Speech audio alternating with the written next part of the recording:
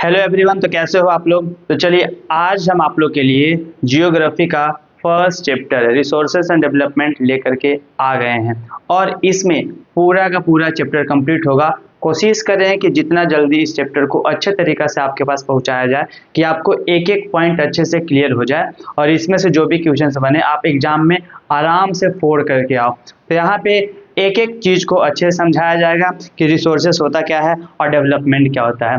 देखिए सबसे पहले आपको यहाँ पे दिख रहा होगा रिसोर्सेज एंड डेवलपमेंट। देखिए आपको पहले चैप्टर का नाम से चैप्टर के बारे में पता होना चाहिए कि आखिर चैप्टर बोलना क्या चाहता है और चैप्टर में कौन कौन सी बातें हम लोग को पढ़ने के लिए मिलेगा। सबसे पहले आपको दिया गया है रिसोर्सेज। रिसोर्सेज का मतलब क्या होता है। रिसोर्सेज का सिंपल मतलब है कि कोई भी आपके पास कुछ भी अवेलेबल हो या फिर कोई भी आप काम कर रहे हैं और उसमें जो भी सहायता आपका कर रहा है यानी कि जो आप यूटिलाइज कर रहे हो सारे के सारे चीज रिसोर्सेज के अंदर में आते हैं। और रिसोर्सेज का डेवलपमेंट जो होता है उसको डेवलपमेंट बोलते हैं। जैसे सपोज कीजिए कि जब आप छोटा बच्चा होंगे तो उस टाइम पे फोन नहीं होता था। फोन की जगह पे लोग क्या यूज करते थे, तो जो बड़ा सा टेलीफोन होता था उसका यूज करते थे, लेकिन जो कि तार के साथ जुड़ा हुआ रहता था। और धीरे धीरे छोटा सा फोन आया, फिर उससे बड़ा फोन आया और अभी कितने अच्छे अच्छे और कितना ज्यादा हाईटेक फोन आ चुका है। तो इसी को डेवलपमेंट बोलते हैं कि कम्युनिकेशन का साधन वो भी था, कम्युनिकेशन का साधन ये भी फोन है, लेकिन दोनों में बहुत ज्यादा डिफरेंसेस है क्योंकि टेक्नोलॉजिकली हम लोग बहुत ज्यादा एडवांस हो चुके हैं। तो यहाँ पे पूरा का पूरा चीज पढ़ेंगे कि जो भी आपके पास अवेलेबल हो और उसका यूज करके आप कोई भी काम कर पा रहे हो तो उसी को आप रिसोर्सेज बोलोगे। सपोज करो कि आपको कहीं पे भी रहते हैं, रांची में रहते हैं, रांची में आपको लालपुर जाना है, तो लालपुर जाने के लिए क्या करोगे, आप किसी न किसी वाहन का यूज करोगे, या तो पैदल जाओगे, साइकिल जाओगे, बाइक से जाओगे, फोर व्हीलर से जाओगे, ऑटो से जाओगे। तो उसी को हम रिसोर्सेज बोलते हैं कि उसका यूज करके हम लोग यदि एक जगह से दूसरी जगह यानी कि अपना काम कर लेते हैं तो वही उसी को हम लोग क्या बोलते हैं, रिसोर्सेज बोलते हैं। तो चलिए यहाँ पे देख के समझने का रिसोर्सेज डेवलपमेंट होता क्या है। रिसोर्सेज एंड डेवलपमेंट, ठीक है, everything available in our environment. अभी बताया जस्ट आपको कि जो भी चीज अवेलेबल है आपके पास, अब जो भी अवेलेबल है आपके पास कहने का मतलब इन्वायरमेंट में अवेलेबल है, यानी कि everything that is available in our environment which can be used to satisfy our need। अब इसका यूज सिर्फ और सिर्फ आप अपने नीड के लिए पूरा करेंगे, क्योंकि गांधी जी बोले थे, याद कीजिए क्या बोले थे, कि पृथ्वी पे इतना ज्यादा रिसोर्सेस है कि हर एक इंसान का नीड पूरा हो सकता है लेकिन एक इंसान का ग्रीड पूरा नहीं हो सकता है। तो आपको नीड पूरा करने के लिए जो भी अवेलेबल है हमारे एनवायरनमेंट में resources which can be used to satisfy our needs provided it is the technologically accessible. क्या है, और साथ में ऐसा नहीं कि जो भी चीज अवेलेबल हो, लेकिन यहां पे क्या लिखा हुआ है कि टेक्नोलॉजिकली एक्सेसिबल, यानी कि आप उसको एक्सेसिबल कर सकते हो। जैसे सपोज कीजिए कि सैटेलाइट फोन का यूज तो होता है, क्या आपके पास है, नहीं है, लेकिन जिसके पास है उसके लिए अवेलेबल है लेकिन आपके पास नहीं है। तो जो बहुत सारे ऐसे, सपोज कीजिए कि आपके घर में पता चला कि जमीन के अंदर बहुत सारा सोना का खदान है, तो क्या आप निकाल सकते हैं हाथ से, नहीं निकाल सकते हैं। खोद के निकाल सकते हैं, नहीं निकाल सकते हैं, उसके लिए टेक्नोलॉजिकली एडवांस होना पड़ेगा। तो इसी चीज के बारे में बात किया जा रहा है कि आप उसको एक्सेसिबल कर सकते हो, इकोनॉमिकली फिजिएबल हो, यानी कि ऐसा ना हो कि 1 किलो सोना निकालने में 12 करोड़ रुपया खर्च कर दिए और सोना का रेट ही 1 करोड़ रुपया हो रहा है, तो कहां से हो पाएगा, लॉस में जाइएगा ना। तो आपको साथ में क्या होना चाहिए, तो फिजिएबल भी होना चाहिए और कल्चरली एक्सेप्टेबल, और जो आसपास के लोग हैं वह एक्सेप्ट करें कि ऐसा ना हो कि जिस चीज का माइनिंग कर रहे हैं उससे आसपास में बहुत ज्यादा नुकसान हो और बहुत ज्यादा प्रॉब्लम हो। लोगों को, सोसाइटी को एक्सेप्ट होना चाहिए, उसी को हम लोग क्या बोलेंगे, रिसोर्सेस बोलेंगे। ये 2 मार्क्स में पूछा जाता है, 1 मार्क्स में पूछेगा कि व्हाट इज रिसोर्सेस, तो सिंपल बोलिएगा everything that is available in our environment, ठीक है, which can be used to satisfy our need provided, ठीक है, provided it is technologically accessible, economically feasible and culturally acceptable, this is called resources। ध्यान रखिएगा, 1 number में पूछता है, इस पे ज्यादा दिमाग लगाने की जरूरत नहीं है।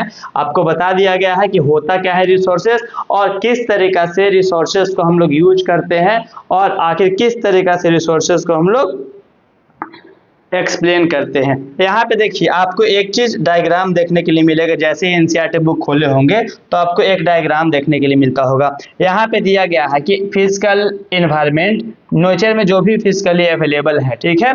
अब ह्यूमन बीइंग्स क्या है, मेनली मेन सोर्स है किसी भी चीज को निकालने का। सपोज कीजिए कि आपके घर के पास एक अमरूद का पेड़ है, तो आखिर कोई ना कोई तो होना चाहिए जो उसको तोड़ पाए, उसको यूज कर पाए। तो यही चीज यहाँ पे कि ह्यूमन जो होता है वो सेंटर ऑफ द अट्रैक्शन होता है। यहाँ पे इंस्टीट्यूशंस का मतलब हुआ नॉलेज, उसका यूज करता है और टेक्नोलॉजी का यूज करता है, सब में ह्यूमंस ही कॉमन आता है और तब जाकर के हम लोग उसको यूज कर पाते हैं, वरना यूज नहीं कर पाएंगे, ठीक है। रिसोर्सेस दो टाइप का होता है, ठीक है। एक होता है नेचुरल रिसोर्सेस, दूसरा होता है ह्यूमन रिसोर्सेस। देखिए नेचुरल रिसोर्सेस का सिंपल मतलब है कि नेचर में जो चीज अवेलेबल है उसको नेचुरल रिसोर्सेस बोलेंगे। जैसे कि पहला है रीन्यूएबल, दूसरा है नॉन रीन्यूएबल। रीन्यूएबल का मतलब होता है कि जिसको हम लोग बार बार यूज कर सकते हैं, एक बार खत्म हो गया, जैसे सपोज कि सनलाइट है, सनलाइट डेली सुबह आता है, शाम को जाता है, फिर से सुबह आ जाता है, तो इसको हम लोग क्या बोलेंगे, रीन्यूएबल बोलेंगे। जैसे वाटर है तो बार बार प्रिसिपिटेशन होता है, फिर से पानी नीचे आएगा, पानी क्या होगा, गर्म होगा, भाप बन के ऊपर जाएगा, बादल बनेगा, फिर से क्या होगा, नीचे क्या पानी के रूप में गिरेगा, रेन के रूप में गिरेगा, तो उसको हम रीन्यूएबल बोलेंगे। नॉन रीन्यूएबल का मतलब होता है कि एक बार यूज कर लिए, मतलब 100 200 साल 300 साल तक यूज किए और उसके बाद जब पृथ्वी से खत्म हो जाएगा तो फिर आने वाला नहीं है, तो उसको हम लोग क्या बोलते हैं, नॉन रीन्यूएबल। जैसे कि फॉसिल फ्यूल्स हो गया, पेट्रोलियम हो गया, कोल हो गया, क्योंकि इसको बनने में हजारों साल लगते हैं और जब एक बार खत्म हो जाएगा तो कहीं ना कहीं दोबारा जल्दी हम लोग तो पक्का नहीं देख पाएंगे, ठीक है। यानी कि 100 200 हजारों साल लगता है इसको बनने में, उसके बाद जाकर के यूज होगा, तो इसको हम लोग क्या बोलते हैं, नॉन रीन्यूएबल रिसोर्सेस बोलते हैं। रीन्यूएबल में दो चीज आता है, कॉन्टिन्यूअस फ्लो होता है, जैसे कि विंड और वाटर है, हमेशा चलते रहेगा, कभी रुकता नहीं है, तो उसको कॉन्टिन्यूअस बोलेंगे। दूसरा होता है बायोलॉजिकल, बायोलॉजिकल में भी दो आता है, एक होता है नेचुरल वेजिटेशन जैसे फॉरेस्ट हो गया, और दूसरा होता है वाइल्ड लाइफ यानी कि जो जानवर होते हैं उसको बोला जाता है।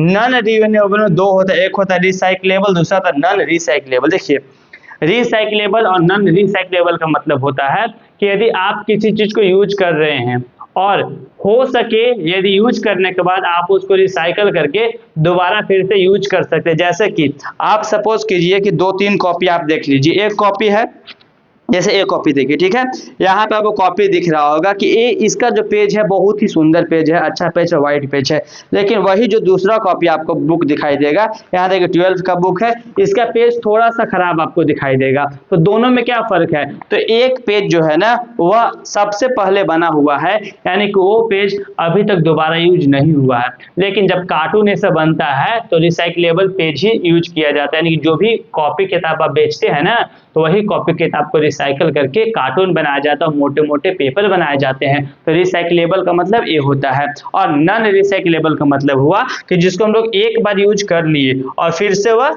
यूज नहीं कर सकते। जैसे मेटल से सोच लीजिए, आपके घर में मेटल से काटी है, कांटे को निकाल के पिघला के फिर से नए कांटे बना सकते हैं, कोई दिक्कत नहीं, उसके रिसाइक्लेबल बोलेंगे। और नॉन रिसाइक्लेबल का मतलब कि एक बार यूज कर ली, जैसे सपोज कि आपके घर में गैस है, गैस से 1 मंथ खाना बनाए, 2 मंथ खाना बनाए, गैस खत्म हो गया, क्या फिर से उसको रिसाइकल कर सकते हैं, नहीं कर सकते, वो क्या हो गया, खत्म हो गया, गायब हो गया, उड़ गया, यूज हो गया, ठीक है, तो उसको हम लोग क्या बोलेंगे, नॉन रिसाइक्लेबल बोलेंगे, ठीक है।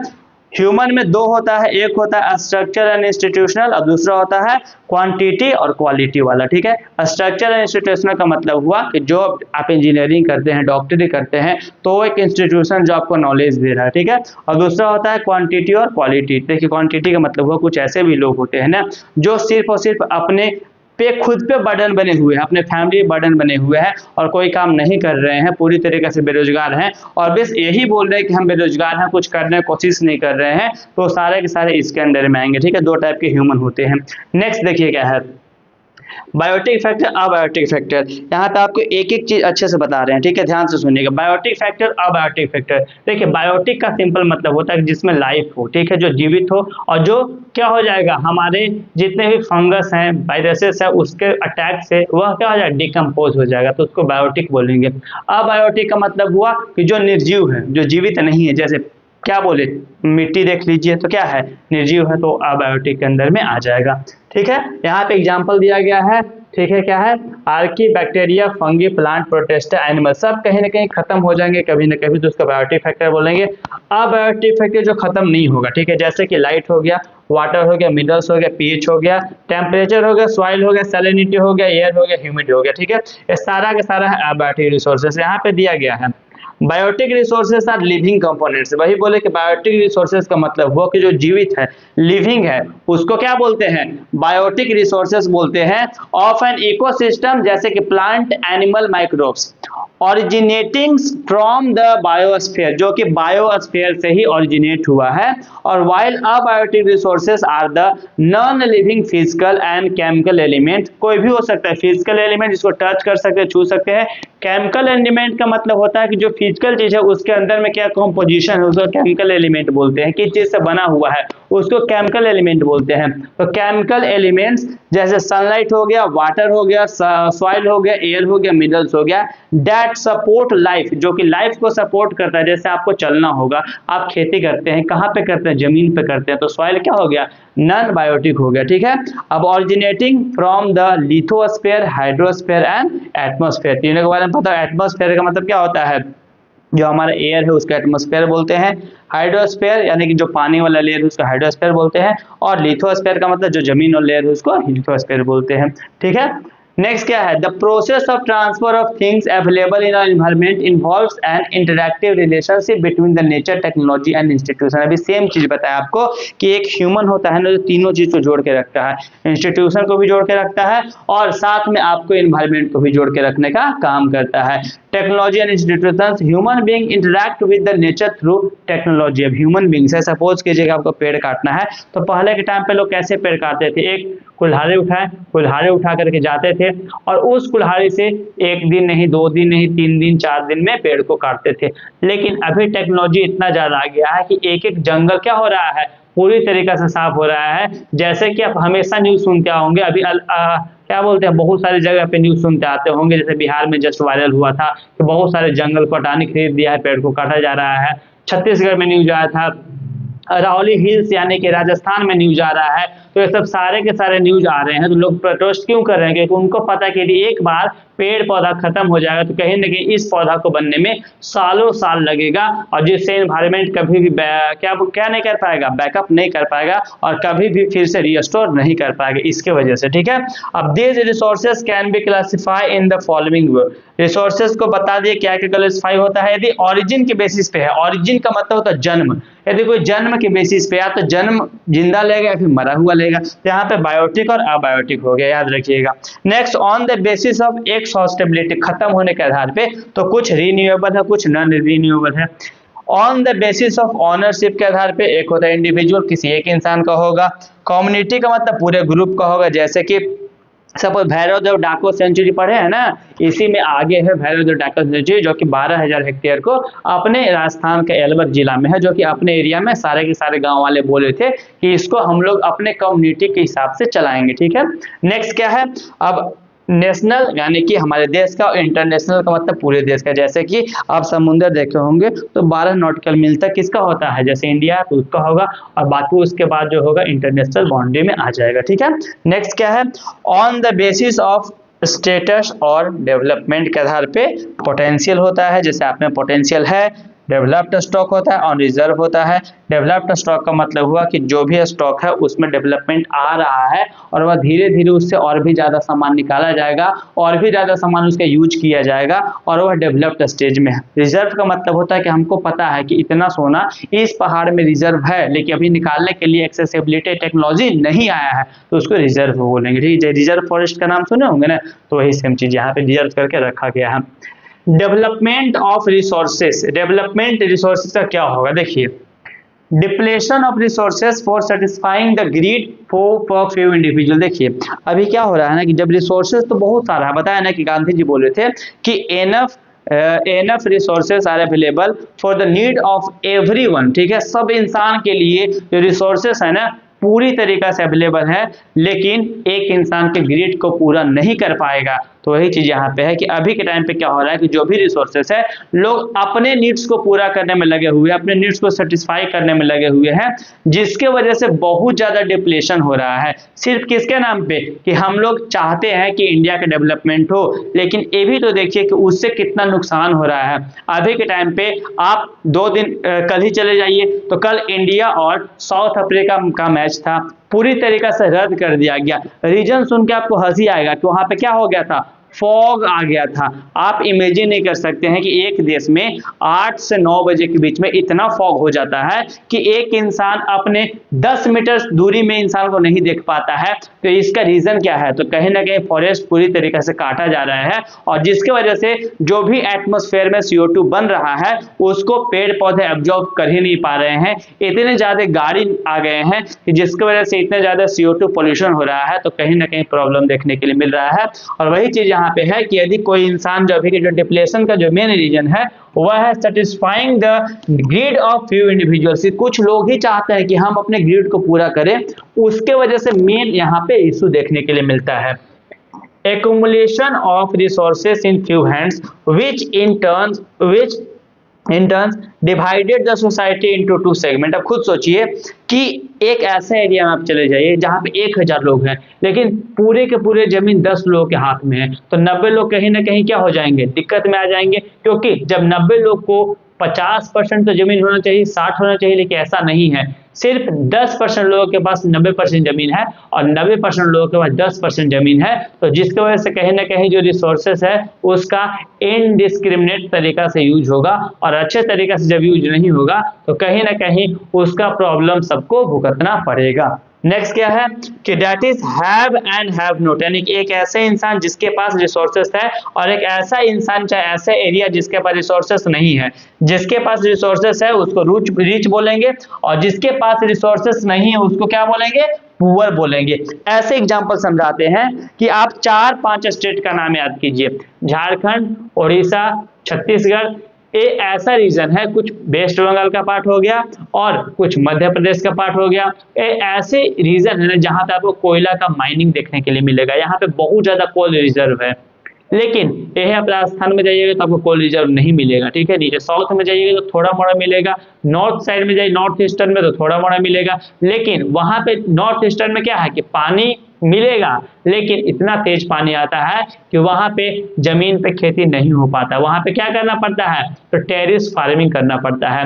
तो एक चीज अवेलेबल है कहीं पे तो दूसरा चीज अवेलेबल नहीं है, यानी कि एक हैव है दूसरा हैव नॉट है। जैसे राजस्थान में आपको विंड एनर्जी देखने के लिए मिलेगा, सोलर एनर्जी देखने के लिए मिलेगा, सैंड एनर्जी देखने के लिए मिलेगा, यानी बालू का मात्रा बहुत ज्यादा है, पहाड़ का मात्रा बहुत ज्यादा है, पानी अवेलेबल वहां पे नहीं मिलेगा आपको। यानी सनलाइट का यूज करके आप इलेक्ट्रिसिटी जनरेट कर सकते हैं सोलर लाइट के थ्रू, या फिर आप हवा का यूज करके सोलर लाइट के थ्रू क्या विंड एनर्जी का यूज कर सकते हैं, लेकिन वहां पे पानी का बहुत ज्यादा दिक्कत है। तो यही चीज एक ऐसा एरिया जहां पे हैव है जहां पे हैव नॉट है। तो जिस एरिया में ज्यादा है ना वहां पे इनडिस्क्रिमिनेट तरीका से यूज किया जा रहा है, और जहां पे नहीं वहां के लोग छोटे छोटे चीजों के लिए तरस रहे हैं, ठीक है। नेक्स्ट क्या है, indiscriminate exploitations of resources has led the global ecological crisis such as global warming, ozone layer depletion, environmental pollution and the degradation। देखिए खुद समझिए कि यदि आप जब इनडिस्क्रिमिनेट तरीका से यूज कर रहे हैं, चाहे आप अभी तो छोड़ दीजिए, अभी से 50 साल पहले जाइए तो आप एक चीज देखने के लिए मिला होगा कि बहुत सारे देश जो थे ना वो कोयला का बहुत ज्यादा यूज कर रहे थे अपने देश को डेवलप करने के लिए, और जब वो डेवलप्ड हो जाते हैं तो बोलते हैं कि अब कोयला को रोक दिया लगाया जाए, यानी कार्बन इमिशन को कम किया जाए, और जो कार्बन इमिशन को जितना ज्यादा कम करेगा उसको उतना ही ज्यादा हम लोग और पैसा देकर के सपोर्ट करेंगे कि वह अपने देश में क्या करे, अलग अलग एनर्जी रिसोर्सेज का खोज करे, अलग अलग एनर्जी रिसोर्सेज को बनाए, ठीक है। तो यहाँ पे है कि एक जो डिस्क्रिमिनेट एक्सप्लॉयटेशन हो रहा है, किसका हो रहा है सर, तो यहाँ पे जो भी रिसोर्सेस है उसका हो रहा है। तो उसके वजह से क्या हो रहा है, तो ग्लोबल इकोलॉजिकल क्राइसिस आ जा रहा है, यानी कि इम्बैलेंस हो जा रहा है हमारा इकोलॉजी, और उसके वजह से क्या आ रहा है, ग्लोबल वार्मिंग। आपको हमेशा देखने के लिए, यदि आप इंग्लिश और हिंदी के एग्जाम देते होंगे तो आपको हर 1, 2, 3 साल में ग्लोबल वार्मिंग पे एक पैराग्राफ लिखने के लिए आता होगा, या फिर लेटर लिखने के लिए आ जा रहा होगा। किसी न किसी में आपको देखने के लिए मिल रहा होगा। तो ग्लोबल वार्मिंग कितना ज़्यादा बिग इशू है, साथ में ओजोन लेयर डिप्लेशन हो रहा है जिसकी वजह से अल्ट्रावायलेट रेज हमारे धरती पे आ जा रहे हैं और बहुत सारे लोगों को स्किन कैंसर का बीमारी का सामना करना पड़ रहा है। नेक्स्ट है इन्वायरमेंटल पॉल्यूशन, और इन्वायरमेंटल पॉल्यूशन भी बढ़ रहा है एंड द लैंड डिग्रेडेशन भी देखने के लिए मिल रहा है। तो सर लैंड डिग्रेडेशन से क्या प्रॉब्लम होगा? लैंड डिग्रेडेशन से बहुत ज़्यादा प्रॉब्लम होगा। यदि टॉप सॉइल ही लैंड डिग्रेड हो जाएगा तो कहीं ना कहीं जो आप बैठ करके खाना खा रहे हो खाना अच्छे से नहीं खा पाएंगे, उसका भुगतान इतना ज़्यादा हो जाएगा, उसका रेट इतना ज़्यादा बढ़ जाएगा कि आप अफोर्ड नहीं कर सकते हैं। नेक्स्ट क्या है, अब इसी को देखते हुए ना बहुत सारे देश विचार विमर्श किए, सोचे कि ऐसा करते हैं ना कि सब लोग को बुलाते हैं, बुला के समझाते हैं कि अब कोई भी इतना ज़्यादा इनडिस्क्रिमिनेट तरीका से यूज नहीं करेगा रिसोर्सेज को और बहुत ही सोच समझ के यूज करेगा। डेवलपमेंट जरूरी है लेकिन सस्टेनेबल डेवलपमेंट करना है। सस्टेनेबल डेवलपमेंट का मतलब हुआ कि जो भी आप डेवलपमेंट कर रहे हैं तो वो डेवलपमेंट आगे वाला जो भी जनरेशन है ना उसके बारे में सोच करके करेंगे। जैसे कि हम लोग के मम्मी पापा कमाते होंगे, आपके मम्मी पापा काम करते होंगे, तो कहीं ना कहीं कुछ पैसा को स्टोर करके रखते हैं, बचा करके रखते हैं, सेव करके रखते हैं। क्यों? क्योंकि आने वाला टाइम पे कभी ना कभी काम आएगा। तो वही चीज यहाँ पे यूज तो करना है लेकिन आने वाला टाइम को सोच करके करना है। सस्टेनेबल डेवलपमेंट का मतलब होता है sustainable development, sustainable economical development means development should take place without damaging the environment and development in the present should not compromise with the need of the future generation। इसका कहने का ये मतलब है कि आप यूज तो कर रहे हैं लेकिन ऐसा यूज कर रहे हैं कि अभी का काम आपका रुक भी नहीं रहा है और आने वाला टाइम के लिए आप बचा भी रहे हैं। जैसे आपको एक एग्जांपल देते हैं, कभी आप पार्टी में गए होंगे, ठीक है, तो पार्टी में बहुत सारे लोग इतना खाना खा लेते हैं ना कि या तो उनका तबीयत खराब हो जाता है या फिर उनको कोई ना कोई प्रॉब्लम का सामने एसिडिटी हो जाता है, कोई ना कोई प्रॉब्लम हो जाता है। तो ऐसा क्यों हो रहा है? क्योंकि उनको पता नहीं है कि अभी बहुत सारे लोग खाने वाले हैं, उनको बचा करके अपने हैसियत के हिसाब से खाना, कमी नहीं करना, आपको ये नहीं बोलना कि भूखे जाइए, लेकिन एक सिविलाइज मैनर में आप खाना खाएं, निकल गए, आपको जितना नीड था वही खाएं, उसी चीज है। कितना लोगों को तो पता ही नहीं होता है, कभी कुछ खा रहा है कभी कुछ का, सबको ऐसे मिक्स कर देता है कि उनके पेट में जाने के बाद उनके साथ क्या क्या होता है उन्हीं को नहीं पता होता है। तो यहाँ पे यही बताया जा रहा है कि आपको डेवलपमेंट करना है, आप कीजिए, कोई दिक्कत नहीं है, लेकिन आप ऐसा कीजिए कि अभी कोई परेशानी ना हो लेकिन आने वाला टाइम में जो जनरेशन है, फ्यूचर जनरेशन, उसका भी ध्यान रख के काम करे। तो इसी को सस्टेनेबल डेवलपमेंट बोलते हैं। और इसी को देखते हुए 1992 में आप देखिएगा तो रियो डी जेनेरियो के बारे में आपको बार बार पूछा जाता है, कब हुआ था? तो 1992 में हुआ था और एक शहर है ब्राजील का, वहीं पे इसका समिट हुआ था। फर्स्ट इंटरनेशनल अर्थ समिट, यानी कि पहला इंटरनेशनल अर्थ समिट था जो कि जून 1992 में आपको रियो डी जेनेरियो ब्राजील में देखने के लिए मिलता है। और यहाँ पे क्या हुआ था, कम से कम 100 से ज्यादा हेड ऑफ द स्टेट, यानी कि स्टेट का मतलब यहाँ पे देश से है, 100 से ज्यादा देश के लोग जो इंपोर्टेंट पोस्ट पे थे वह यहाँ पे जाकर के इस मीटिंग को क्या किए थे, इस समिट को पार्टिसिपेट किए थे। और पार्टिसिपेट करने के बाद वहां पे डिसाइड किया गया था और वहां पे एजेंडा 21 को अपनाया गया था। किसको अपनाया गया था? एजेंडा 21 को अपनाया गया था। The assembled leaders signed the declaration of global climate change and biological diversity। वहां पे जितने भी लोग थे उन लोग क्या किए कि सारे लीडर्स एक, जब भी कोई डिसीजन होता है, डिस्कशंस होता है, तो एक सारे लोगों को सहमति बनता है और जिस पॉइंट पर सहमति बनता है उस पॉइंट को लिखा जाता है, सारे के सारे लीडर साइन करते हैं। तो यहाँ पे सारे के सारे जो भी पॉइंट्स था उस पर साइन किया गया और declaration on global climate changes and biological diversity. The Rio de Janeiro ended the global forest principle and adopted agenda 21 for the achieving sustainable development in the 21 century. इन लोग डिसाइड, अभी हम लोग कौन सी सेंचुरी में है? 21 सेंचुरी में है।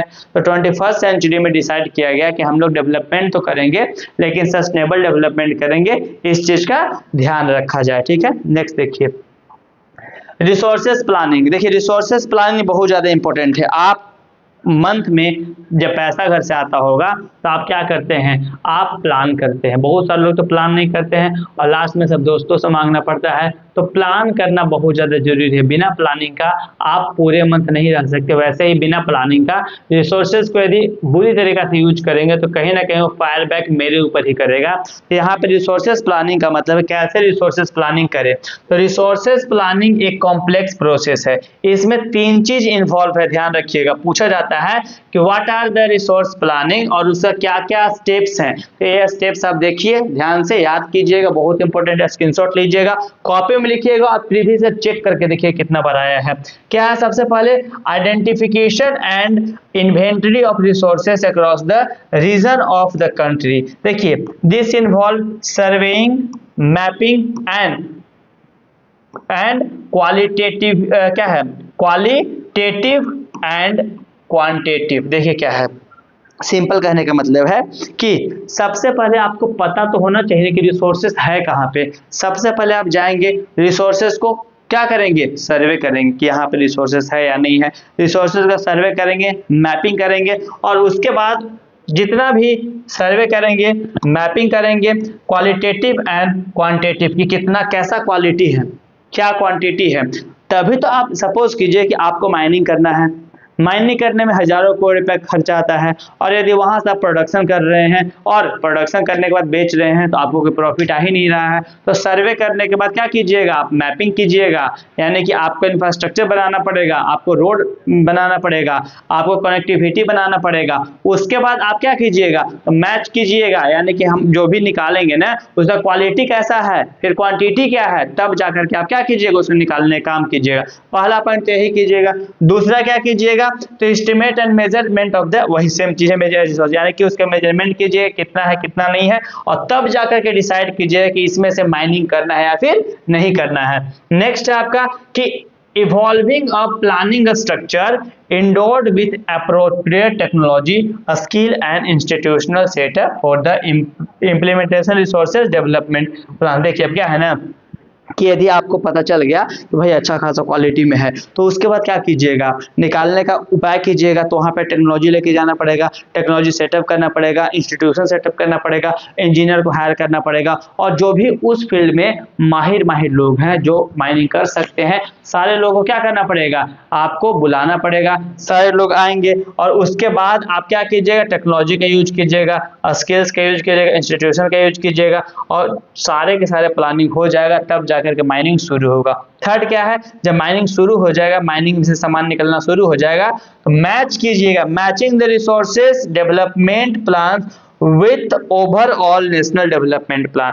अब चेक कीजिए कि जो भी चीज हम निकाले हैं वह मैच कर रहा है कि नहीं कर रहा, उससे प्रॉफिट जनरेट कर पा रहे हैं कि नहीं कर रहे हैं, उसका नीड है कि नहीं है हमारे डेवलपमेंट में, तब जाकर के आप उसको बेचिएगा, आप उस पे काम कीजिएगा, वरना काम नहीं कीजिएगा। स्क्रीनशॉट लीजिएगा, स्क्रीनशॉट लेने के बाद कॉपी में लिखिएगा और आप देखिए कि प्रीवियस ईयर एक क्वेश्चन कितना बार पूछा है। आपको जितना बोला जा रहा है उतना कीजिए और देखिए पीछे जाकर के आपको नहीं मिले तब आप बताइए कि हाँ सर आप नहीं बोले थे और नहीं आया था, सारा आएगा। नेक्स्ट देखिए क्या है, Gandhi ji idea on resources planning. यही बताते थे गांधी जी क्या बोले थे, तो गांधी जी सिंपल बोले थे कि there is enough for everybody need, यानी कि हर एक इंसान के लिए जो नीड है ना उसके लिए इनफ रिसोर्सेज हमारे पास अवेलेबल है, बट डू नॉट, यानी कि बट नॉट फॉर एनीबॉडी, लेकिन किसी एक इंसान के ग्रीड के लिए भी पूरा नहीं किया जा सकता है। Greedy and selfish individuals and the exploitative nature of the modern technology are the root cause for the resource depletion। खुद सोचिए, अभी जो अडानी अंबानी इतने सारे रिसोर्सेज का डिप्लीट कर रहे हैं इस नाम पे कि हम लोग डेवलपमेंट कर रहे हैं, लेकिन डेवलपमेंट का मतलब होता क्या है। सपोज कीजिए कि हम आपको बोल रहे हैं कि आपका हाथ काट के 5 करोड़ दे देंगे, तो क्या मतलब बनता है, आपका हाथ कट गया ना, आपके लिए क्या हाथ कटना डेवलपमेंट था, नहीं था ना। आपको जो नीड है ना डेवलपमेंट वहां के लोगों का होता है। डेवलपमेंट में यदि आप ही को नुकसान तो कैसा डेवलपमेंट है, डेवलपमेंट तो नहीं हुआ ना। डेवलपमेंट का मतलब हुआ कि वहाँ के जितने रहने वाले लोग हैं, यदि उनका जमीन जा रहा है, उनका घर जा रहा है, उनका फॉरेस्ट जा रहा है, तो आप उनसे पूछिएगा ना उनके लिए डेवलपमेंट है कि नहीं है। यदि उनके लिए डेवलपमेंट है तो डेवलपमेंट है, और नहीं है तो डेवलपमेंट नहीं हो सकता है। इस चीज का ध्यान रखना होगा सरकार को भी और बाकी चीजों को भी। तो यहाँ पे दिया गांधी जी बोल रहे थे सिंपल कि जितना भी लोग है ना उनके लिए टेक्नोलॉजी इतना ज्यादा बढ़ गया है कि टेक्नोलॉजी के बढ़ने की वजह से डेवलपमेंट बहुत ज्यादा तेजी से हो रहा है, और डेवलपमेंट की वजह से रिसोर्सेज का डिप्लेशन भी देखने के लिए मिल रहा है। He was against mass production and wanted to replace it with the production by masses. देखिए इनका सिंपल मतलब था ना कि आप जो मासेस में प्रोडक्शन कर रहे हैं, मासेस में प्रोडक्शन का मतलब है कि अभी आप देखिए कि इतने बड़े बड़े मशीन्स बन गए हैं ना कि एक मशीन एक एक दिन में लाखों पेजेस, लाखों पेपर, लाखों प्लास्टिक्स प्रिंट कर दे रहे हैं, लेकिन उसका साइड इफेक्ट कोई देख रहा है? नहीं दिख रहा है। तो आपको साइड इफेक्ट पे भी ध्यान देना होगा, क्योंकि जितना मासेस में कंजम्पशन हो रहा है, लोग उतना ही ज्यादा मशीन्स लगा रहे हैं, उतना ही ज्यादा सामान को प्रोड्यूस कर रहे हैं। तो कहीं ना कहीं उसको रोकना होगा और हम लोग को सस्टेनेबल डेवलपमेंट पे जाना होगा। अब देखिए यहाँ पे दिया गया है कि हमारे पास जो 100% जमीन है ना उसका कितना परसेंट क्या है। जैसे आप पढ़े होंगे क्लास 9 क्लास में कि माउंटेन्स होता है, फॉरेस्ट होता है, प्लेट्यू होता है, क्या बोलते हैं, प्लेट्यू होता है। तो यहाँ पे आप देखिए कौन सा कितना कितना परसेंट है। तो सबसे ज्यादा आपको प्लेन्स देखने के लिए मिलेगा जो कि 43% होगा। प्लेन्स कैसे बनता है आगे भी बताया गया, अभी भी बता दे रहे हैं। प्लेन सिंपल बनता है कि जब भी रिवर्स के द्वारा जो सेडिमेंट होते हैं वो जब आते हैं तो एक ही जगह पे जमा होते रहते हैं, और वही बहुत लंबे टाइम तक जब जमा हो जाते हैं तो वही प्लेन्स का रूप ले लेते हैं, जैसे कि आपको हरियाणा, वेस्टर्न उत्तर प्रदेश और पंजाब में देखने के लिए मिलेगा। नेक्स्ट क्या है, आपको माउंटेन 30% मिलेगा, 43% प्लेन मिलेगा, 43% प्लेन्स मिलेगा, 30% माउंटेन्स मिलेगा।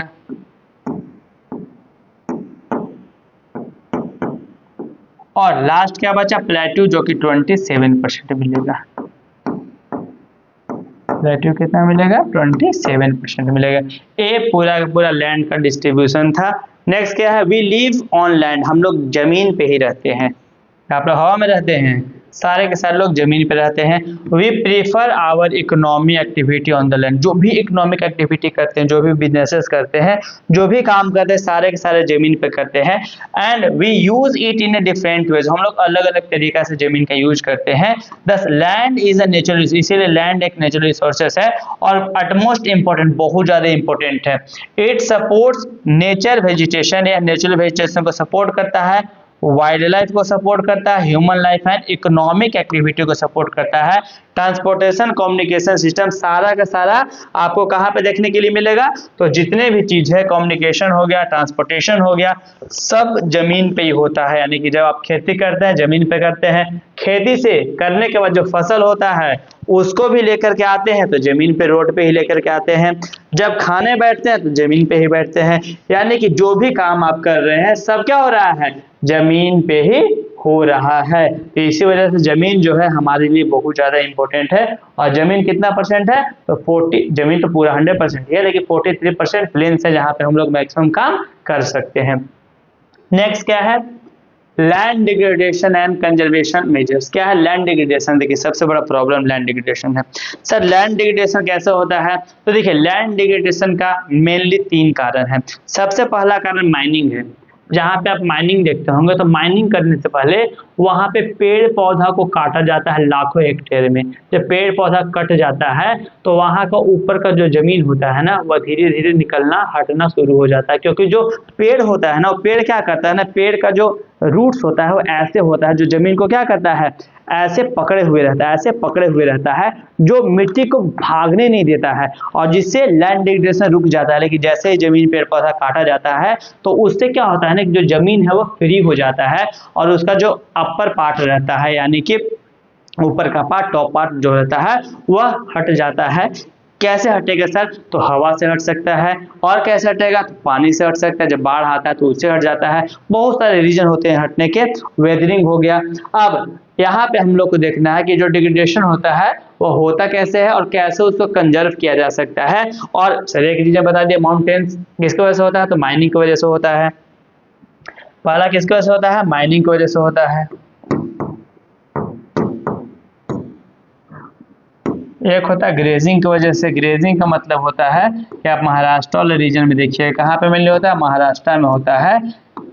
ये कहाँ माइनिंग कहाँ पे होता है? तो झारखंड में होता है, उड़ीसा में होता है, छत्तीसगढ़ में होता है, ठीक है, यहाँ पे देखने के लिए मिलेगा। और ग्रेजिंग कहाँ पे देखने के लिए मिलेगा? महाराष्ट्र में देखने के लिए मिलेगा। तीसरा होता है ओवर इरिगेशन। क्या होता है? Over irrigation. Over irrigation. Over irrigation यानी कि सबसे ज्यादा पानी कहाँ पे डाला जाता है खेत में? तो आपको पंजाब हरियाणा वाले रीजन में देखने के लिए मिलेगा। पंजाब, हरियाणा, पंजाब, हरियाणा और वेस्टर्न उत्तर प्रदेश। कहाँ पे याद रखिए? वेस्टर्न उत्तर प्रदेश, वेस्टर्न यूपी, ठीक है। ये ऐसा रीजन है जहाँ पे आपको लैंड डिग्रेडेशन की वजह से, सॉरी, यहाँ तीन माइनिंग, ग्रेजिंग और ओवर इरिगेशन की वजह से लैंड डिग्रेडेशन देखने के लिए मिलेगा, ठीक है। नेक्स्ट देखिए,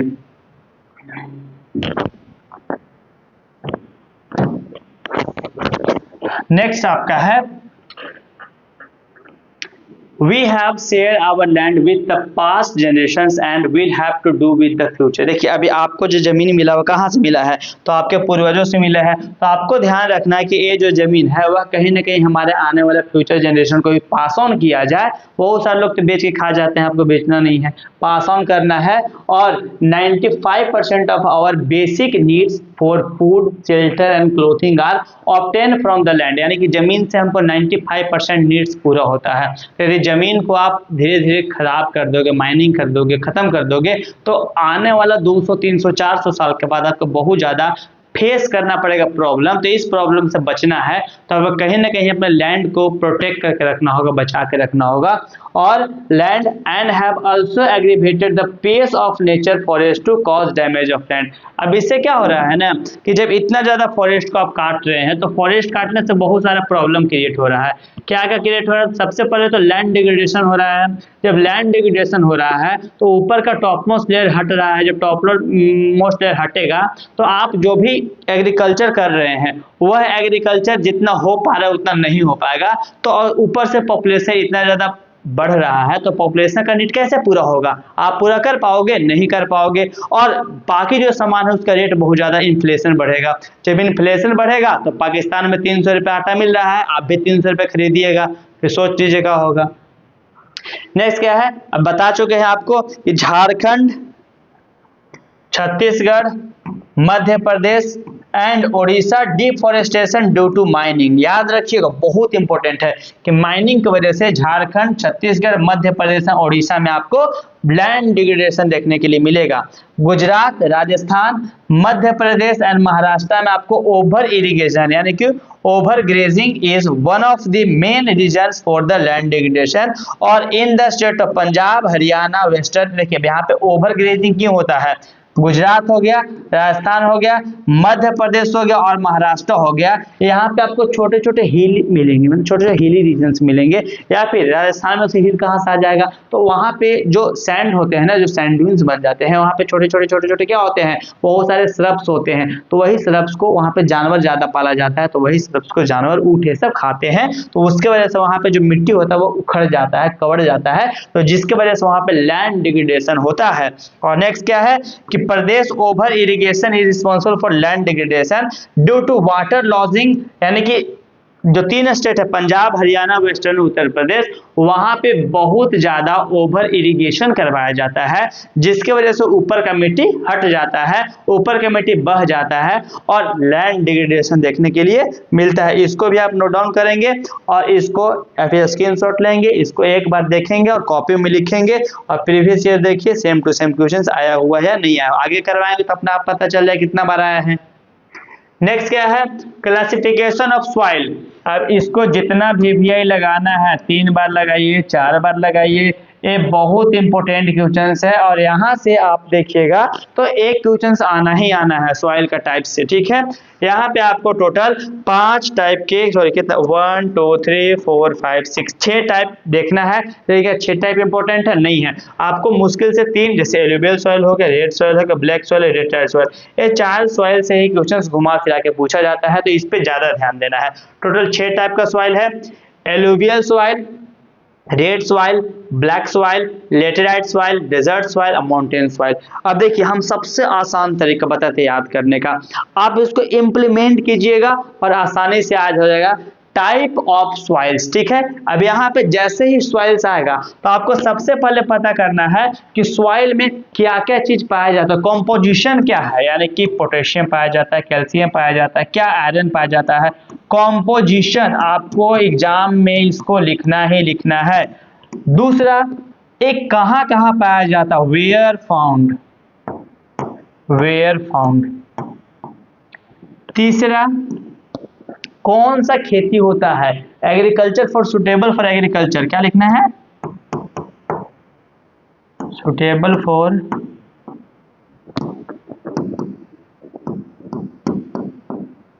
एग्रीकल्चर। और 3 पॉइंट लिखना है, और फिर उसके बाद जो आपके मन में आए, कैसा दिखता है, कैसा कलर है, वहां पे पानी होने से वेदरिंग होता है नहीं होता है, किस चीज का नीड होता है, ह्यूमस होता है नहीं होता, जो भी ऐड करना ऐड कर दीजिएगा, लेकिन इतना चीज आपको जरूर उसमें ऐड करना है। आप एक एक करके देखते हैं। सबसे पहले आपके एलुवियल सॉइल है, क्या है,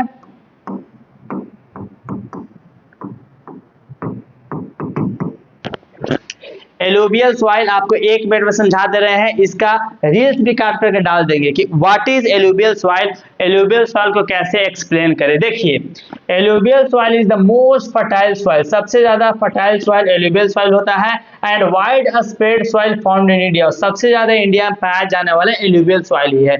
it is formed due to the deposition of the fine silt called alluvium by the river। Reverse के द्वारा जब बाढ़ आता है ना, उस फ्लड में बहुत सारे सेडिमेंट्स आते हैं, वही सेडिमेंट जमा होकर के जो क्ले होते हैं ना वही रुक जाते हैं, और रुकने के बाद क्या बनता है, एलुवियल सॉइल बनता है।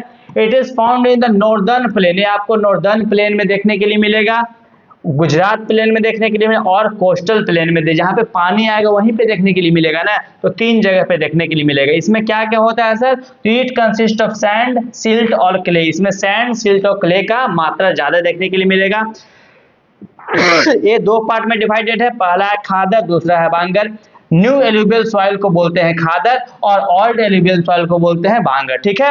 यहाँ पे दोनों में डिफरेंस दिया गया, उससे पहले देख लीजिए कि इसमें क्या क्या पाया जाता है न्यूट्रिशंस। सबसे पहले पोटास पाया जाएगा, फॉस्फोरिक एसिड पाया जाएगा, लाइमस्टोन पाया जाएगा, कि लाइम पाया जाएगा। So it is fertile and good for the growth of sugar cane, इसीलिए यहाँ पे शुगर केन की खेती, राइस की खेती, व्हीट की खेती और पल्सेस की खेती किया जाता है। बागर और खांदर में डिफरेंस देख लेते हैं। Sorry. The Bhangar belt is the region that comprises old alluvial soil, बताएं कि भांगर जो होता है वहां पे ओल्ड एलुवियल सॉइल होता है, और खादर बेल्ट जो होता है वह newly form plain due to the alluvial deposit along the course of the river, river के पास वाले कोर्स में आपको एलुवियल सॉइल खादर देखने के लिए मिलेगा, और जब वो 2-3 साल हो जाएगा तो वहां पे आपको भांगर देखने के लिए मिलेगा। ये क्या है कि this plains represent a planned alluvial fact, continuous deposition alluvial soil happen to the plain of Bhangar. इसमें क्या होता है ना कि हर 1-2-3 साल तक आते रहता है पानी, और उसमें जो सेडिमेंट आता है वही रुक जाता है, जमा हो जाता है, उसी से क्या बनता है, भांगर बनता है। और इसमें क्या होता है, it belt consist of the new alluvial soil, इसमें आपको न्यू एलुवियल सॉइल देखने के लिए मिलेगा। Next, the soil of this belt is very rich, इसका जो सॉइल होता है वो बहुत ज्यादा रिच होता है ह्यूमस में, and give a high yield because of the rich quality of minerals and humus in soil, ये भी बहुत अच्छा खासा रिच होता है, जिसके वजह से ह्यूमस की वजह से यहाँ पे अच्छा खासा खेती होता है। लेकिन इसमें सबसे ज्यादा हो क्योंकि हर साल आता है, तो soil is renewed every year in the plain khadar, ठीक है। The flood water is enable to reach this belt of northern plain, suppose कीजिए कि ऊपर से नदी है, बहुत सारे सेडिमेंट लेके यहाँ पे ऐसे जमा कर दिए, ठीक है, सेकेंड बार लेकर के आया तो यहाँ पे जमा करेगा, थर्ड बार लेके आया तो यहाँ पे जमा करेगा, तो यहाँ पे पहुंच ही नहीं पाएगा। ठीक है, तो ऐसे ही बनता है। ठीक है, लेस फर्टाइल देन खादर, खादर से लेस फर्टाइल बताया कि हर साल आता है ना, तो ये वाला ज्यादा फर्टाइल होगा और नीचे वाला धीरे धीरे कम होते जाएगा। In this plains every year the water of flood reaches and thin layer of soil appears, यानी कि हर साल आता है फ्लड और यहाँ पे थिन लेयर ऑफ सॉइल देखने के लिए मिलता है, जो कि बहुत ज्यादा फर्टाइल होता है, बहुत ज्यादा अच्छा खेती होता है उसमें। नेक्स्ट क्या है, इट कंप्राइजेज द कैल्शियम, इसमें कैल्शियम कार्बोनेट होता है और कंकर्स भी देखने के लिए मिलता है। लेकिन khadar land silt comprises of silt mud और क्ले और सैंडी। कभी देखो मैंने गाँव में जब बरसात आता होगा तो उसके बाद जो क्ले आ जाता है, तो मिट्टी आ जाता है, बालू आ जाता है, उसी को हम लोग क्या बोलते हैं, तो खादर बोलते हैं। ठीक है, नेक्स्ट है ब्लैक सॉइल। याद रखिएगा यहाँ पे भी एक मिनट में सारा का सारा ब्लैक सॉइल कंप्लीट हो जाएगा।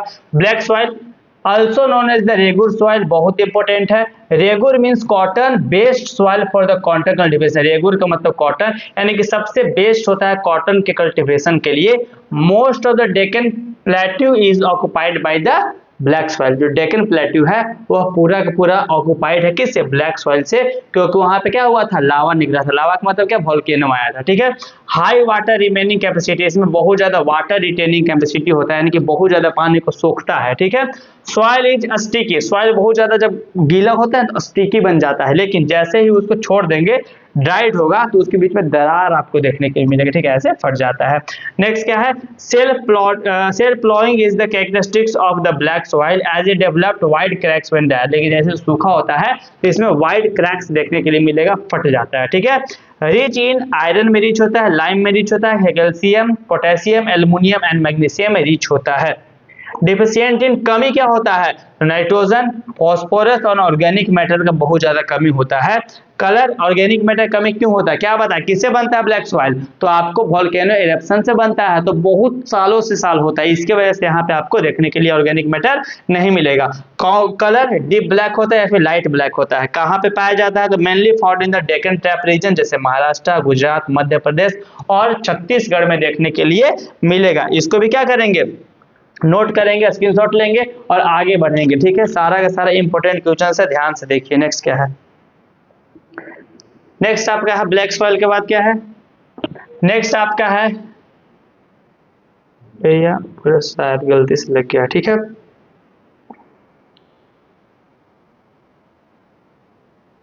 ठीक है, लग रहा है गलती से लग गया। चलिए नेक्स्ट, नेक्स्ट क्या है, लेटेराइट सॉइल। देखिए, name from the Latin word later, इस किससे बना हुआ है, लैटिन वर्ड लेटर से बना हुआ है।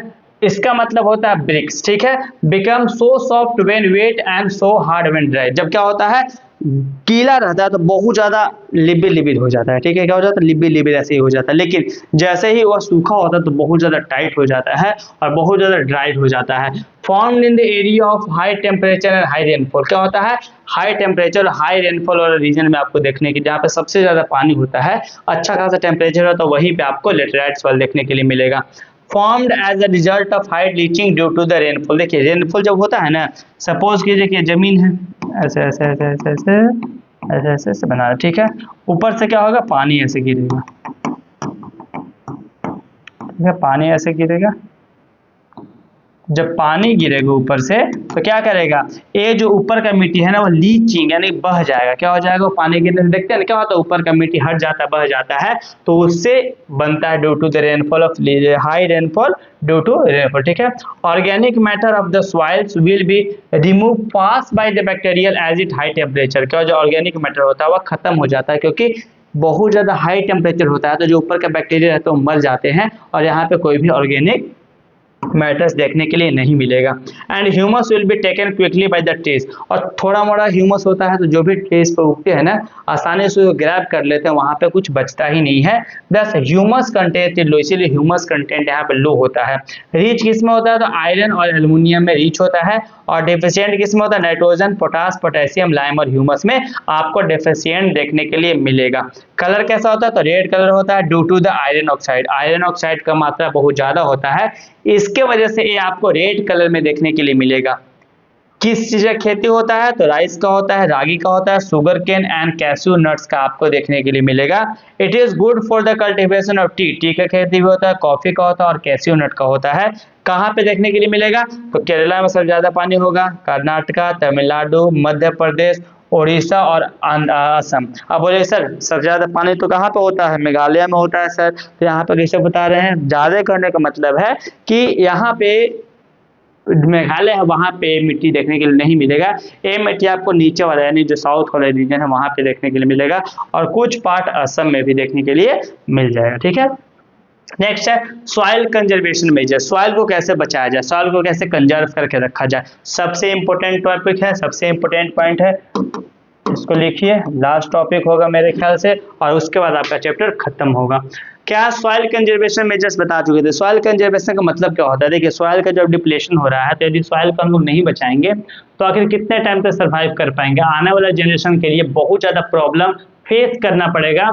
इसी वजह से हम लोग सॉइल को कंजर्व करने का काम करते हैं, और जब बहुत सारे रीजन है, माउंटेन्स है, प्लेट्यू है, तो कहीं ना कहीं हर एक रीजन के लिए अलग अलग मेथड्स का यूज करना पड़ता है। तो सारे मेथड यहाँ पे देखिए कैसे सॉइल को अलग अलग रीजन में कंजर्व कर सकते हैं, कैसे बचा सकते हैं। ठीक है, सबसे पहला तरीका है काउंटर प्लॉटिंग। काउंटर प्लॉटिंग का मतलब होता है कि flowing along the contour lines can decelerate the flow of water down the slope. खुद सोचिए, यदि आप ऐसे खेत है, ऐसे खेत है, ठीक है, ऐसे खेत है, ऐसे खेत है, यदि इसके बगल बगल में आप क्या करते हैं, इसका जुताई करते हैं, तो इससे जो जमीन का मिट्टी होगा ना हटना शुरू हो जाएगा, बहना शुरू हो जाएगा, और एक ऐसे ऐसे करके सारा मिट्टी क्या हो जाएगा, बह जाएगा, वहां से निकल जाएगा। तो contour plotting along the contour lines can be decelerated flow of water down the slope. ठीक है, दूसरा टेरिस फार्मिंग, ये आपको मेनली हिली रीजन में देखने के लिए मिलेगा। Steps can be cut, steps में काटा जाता है out of the slopes making terrace cultivation restrict soil erosion. जब टेरिस कल्टीवेशन होगा तो सॉइल इरोजन रुकेगा। कैसे रुकेगा? तो ऊपर में पानी आएगा, ऊपर से पानी कहाँ पे चल जाएगा, यहाँ पे आएगा, फिर यहाँ पे आएगा, तो कहीं ना कहीं इसका जो फोर्स है वह कम होते जाएगा, और जो भी मिट्टी है वह वहीं पे रुक जाएगा, मिट्टी बहेगा नहीं। थर्ड क्या है? तो आपका planting lines of tree to create the shelter belt. आपको शेल्टर बेल्ट बनाना। शेल्टर बेल्ट होता क्या है? सपोज कीजिए कि ये आपका जमीन है, ये आपका जमीन है, अब यहाँ पे क्या कीजिएगा, जमीन के आगे ऐसे पेड़, ऐसे पेड़, ऐसे पेड़, ऐसे पेड़, ऐसे पेड़ लगा दीजिएगा। अब पेड़ लगाने से क्या होगा? तो सर उधर जितना भी हवा आ रहा है ना, ऐसे ऐसे हवा आएगा, तो हवा इससे टकराएगा, फिर इससे टकराएगा, इससे टकराएगा, इससे टकराएगा।